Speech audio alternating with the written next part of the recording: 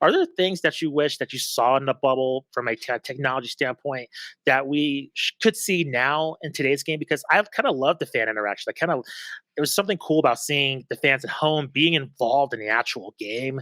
Now, I think there's a limit in terms of piped in noise or, Mhm. not having fans there at all. But I think there's something cool in terms of the added technology element that we did see in a bubble that, I kind of miss now. But at the same time, I'm appreciative of fans, being at full capacity. But are there any elements that you wish from that kind of bubble era that they could have carried over? Well, I think you make a great point because, I haven't necessarily thought about it, but look, the NBA we know is the most forward thinking sports league in many areas, but specifically with technology. Yeah. And you look at what they did, you quite honestly saw other types of entertainment properties follow what the NBA did from a standpoint of putting fans in the stands with those TVs. I mean, I saw it with concerts, I saw it with WWE, Yep. but the NBA established that, and I think that to me, and they are working on this. It's taking like some of that intimacy, and I think, look, people like seeing themselves on TV. Okay, so I think what they should do is, whether this is something that rolls out to newer arenas, you got that little TV ad banner that's around like a lot of arenas.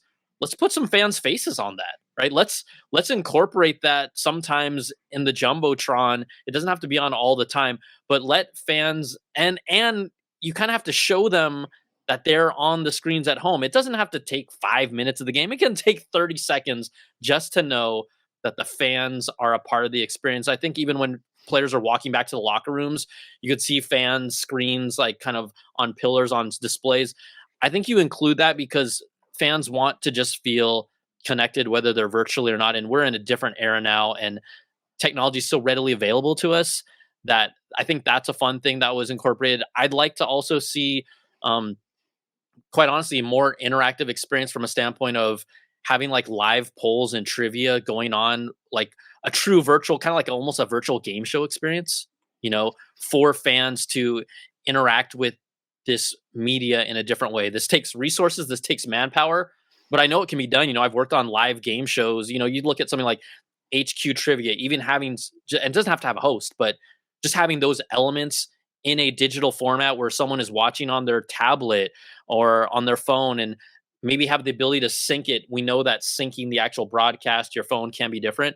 And then incorporating like stuff like that and then gamifying it by earning points and then turning those points into rewards builds loyalty. So I think there's a lot of digital ways that you can approach this, but I do love kind of connecting the fans still being there digitally, even though, right, we have regular fans back. There's something about that I like. I do like that. Yeah, my mind goes immediately to Twitter, which is seems to be tailor made for the Mhm. NBA. I mean, you get highlights. It's great when you're away from the game and you want to catch in and you don't mind if it's spoiled a little bit Mhm. for you. It's great during the game. I mean, certainly there can be a point where you look at it too much and you miss out on a lot. But having those selected people that you follow and you want their input on that game, uh, I think the NBA could do a lot with integrating that. Do you think that would be something that could be done through just simply like the team social media accounts, or like with things you mentioned, like polls, more fan interaction? Or is that something that the NBA needs to like house from its website? What would you see as kind of like a way to approach that? Well, I think we've seen maybe them even experimenting right now where I think the NBA and Turner's partnership with Bleacher Report, they've sometimes had like Channing Frye and Rosgold and a few sometimes like a player or two just kind of sit back and just basically shoot the shit while they're watching the game. Hmm. And that is a way to kind of bring a different perspective to the game for someone who might be working and is casually has their phone or their computer on the side and at least interact with the game that much. Now, it's not like they're not even getting thousands of people watching that. They're getting a few hundred. They haven't really hit the 1,000 mark. And so it's a way to play with that and just to see they've got to figure out how responsive people are going to be before they invest tens of millions of dollars to make this a platform. So part of it is having it exist in those ways and encouraging fan behavior to kind of adapt and change and see how consumers are really consuming this. For me, I'm still the guy that the only reason I have cable TV is because I watch sports.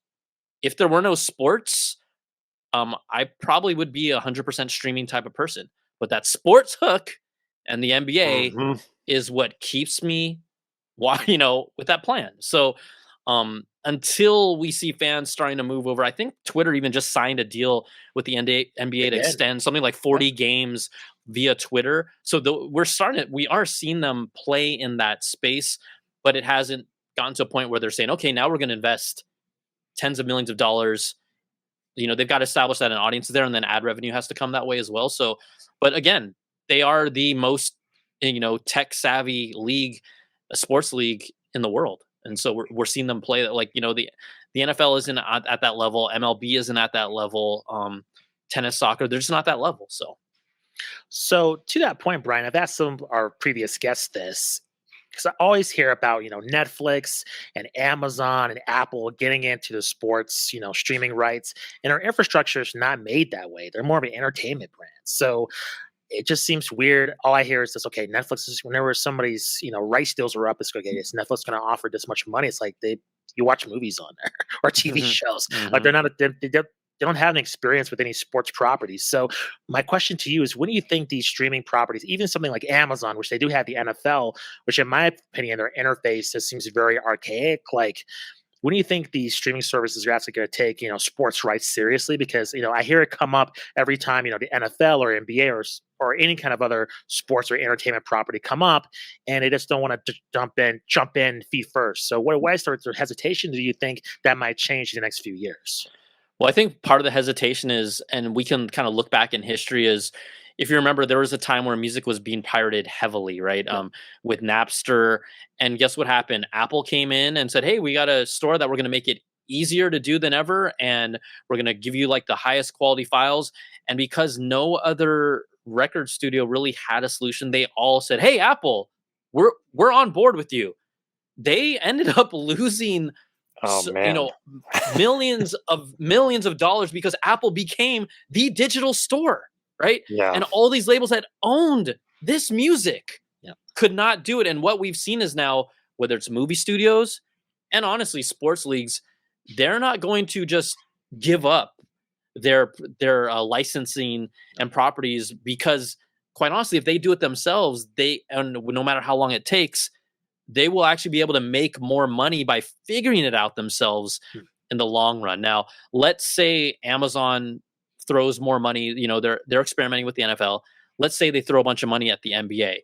Well, to be honest, it has to be a better product than NBA League Pass.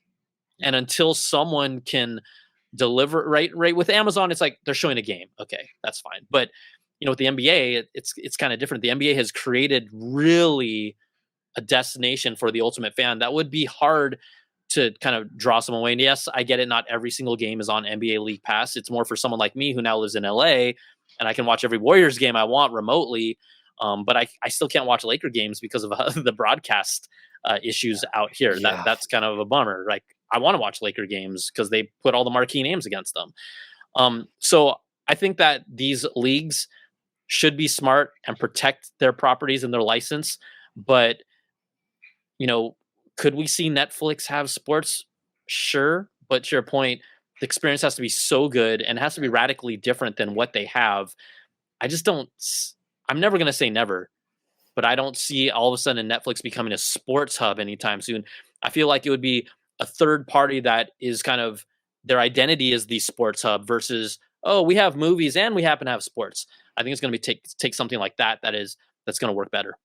Do you think with like a built-in audience of sports fans though, I mean, like there's plenty of people we all know who no matter what football is on in the house on Sundays, like that's what you do there. Live sports. You mentioned that's the reason you have cable right now.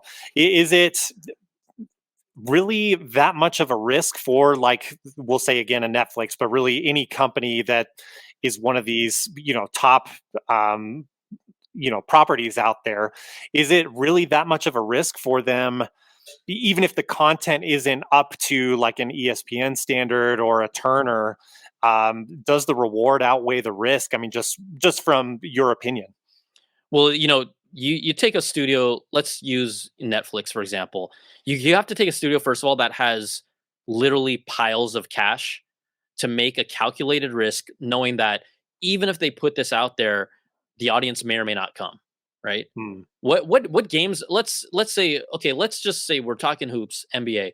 What game is actually going to be on their broadcast? Because if TNT has their exclusive deal, ESPN has their exclusive deal, what actual marquee and ABC has their deal? What games are there left that the hardcore fan wants to watch Hmm. that for that streaming service? Quite honestly, there's not that many to pick from. I mean, we can basically watch, I think, roughly 10 games, maybe 8 to 10 games on network TV that are the top games of the week on those platforms. So what's left for someone like Netflix? Like, we talking about, I don't know, I don't want to We hey, know what you're saying. prime time, Pelicans versus the Magic on Netflix. Yep. We're not going to watch that. We're not.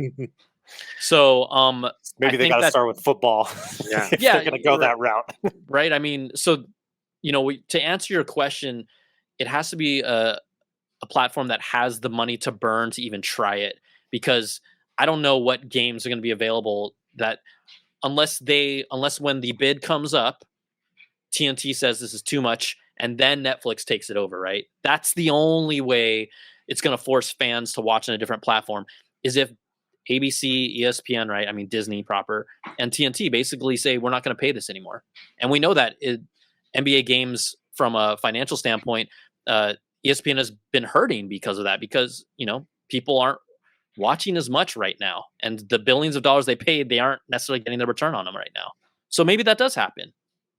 Yeah, I think that's a very good point. And also, there's so many different options out there. Like everybody's attention span is split between 9 or 10 different things compared to, when we're watching the NBA in the 90s. I mean, there's like 4 channels, 4 major Mhm. channels. The NBA's, you get that. I remember seeing the quadruple header on NBC. Like that's unheard of now to get 4 playoff games in a row. Like I kind of miss those days where you wake up at like 10 o'clock, you just watch those games on one channel. But now, Christmas Day is kind of the closest, but they're split up in, 3 different channels. So it's just, it's one of those things where traction in terms of just keeping that viewer's attention, I think is very difficult. I think that's why you've seen ESPN struggle. Yeah, I mean, Justin, you make a great point. Let's not even talk about how there's multiple channels here. There's video games that we're competing Yes. against. We're Yeah. competing against YouTube and video games, and then life on top of that, and then go watch an NBA game. It's hard for these sports leagues right now, man. I'm telling you.